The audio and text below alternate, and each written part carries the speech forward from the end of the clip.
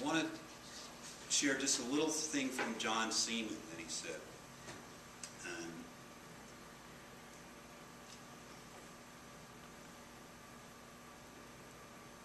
Knowing Bill, and he said 23 to 24 years, but I actually did the math, and it was 36 years, John, that he knew him. I knew Bill the man, what he stood for, and how he thought. The issue of ethics is something, the use of the term ethics, my guess is Bill, there was a long pause when John was thinking about it. My dealings with him seldom ever used that word, if ever used it. So it wasn't like as if you'd wake up in the morning and go into the office and say, what's my ethical posture on these 9 issues that we're going to have to face today? It wasn't until after Bill died and the fund was dealing with his legacy that I was then the chairman, and we started to focus on identifying what Bill meant by ethics. I think you heard some of this in Linda's presentation, that they went through the documents. Well, you're talking 10,000 documents that are scanned in. You can identify every word that he wrote that they have accessed or spoke. It's actually an amazing enterprise. Let's look at a couple more of these stories. This one is really, again, something that's not in the books that have been written about Bill. It's a little moment. It's something that Linda shared. And I call it kind of the Heisenberg effect, kind of the observer effect. Bill Daniels observing something and then it having an impact. But over the years, as Linda says, you'd watch Bill. He'd come into the kids' bank in the early years and just kind of park in the corner. No one knew who he was. He just wanted to watch families come in with their kids, watch the excitement on the kids' face. Kids like Bo. Bo is somebody who came later to work for Bill, but at 10 years old, Bill Daniels gave him a loan of $50. And Bo describes meticulously how he had to pay it back, how he had to come in and report his grades, everything that he was doing in his life, to be a better person.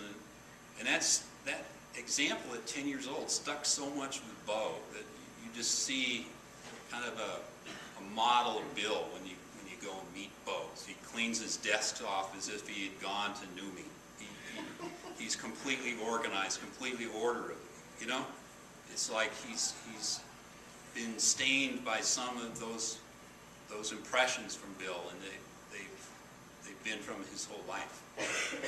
Anyway, so you'd run into them and invite them over, these kids, as Bill Daniels was sitting there at the kids' bank. He'd invited a kid and their parents over. And Linda used to say, banking is very confidential, but if you don't mind, I'd like to share your business plan with Bill Daniels. They always thought that was neat. Bill would call them, invite them over, always their parents for a cup of coffee, to hear about their business plans.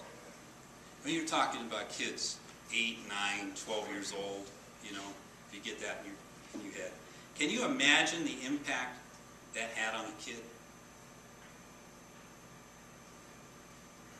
I hope that gives you some sense of it.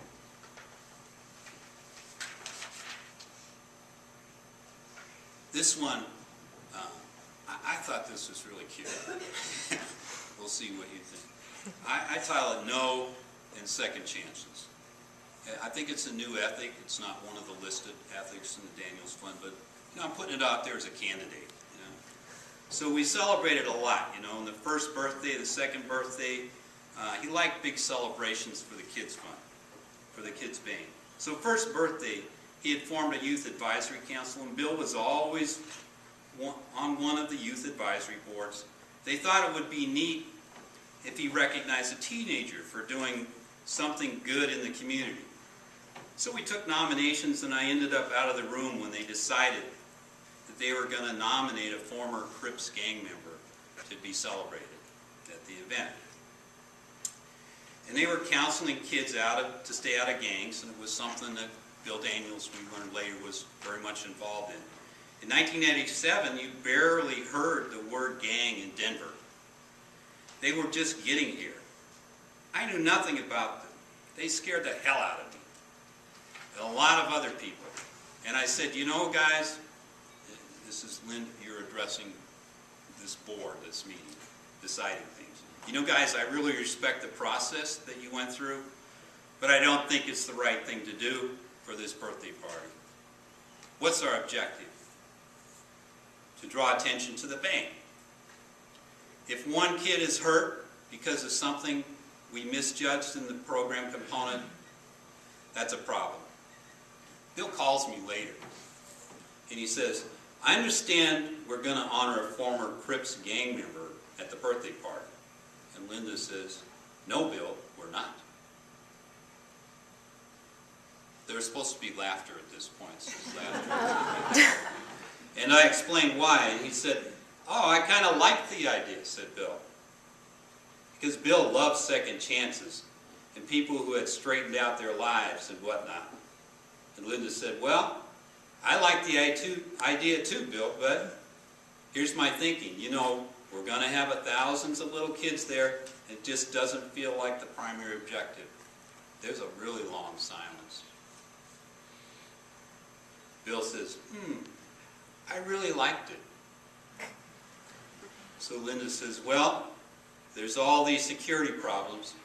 And Bill says, well, I really like it a lot. Well, you got that. There was laughter. I guess you have a tough decision to make then, because I'm not going to do it, Linda said. And I'm not sure how many people told Bill they weren't going to do something. Probably not many. Then it felt like a year went by in the silence. And we're having this stare down. And he said, can we do it another time? And Linda said, any other time. And this next part, I won't tell you all the words because I'm not allowed. Not because of Linda, just because rules in the university. Don't let the door hit your on the way out. That was basically the end of the meeting. Then he turned around and said, you know what I like about you? You've got. It's just one after another like that with Bill.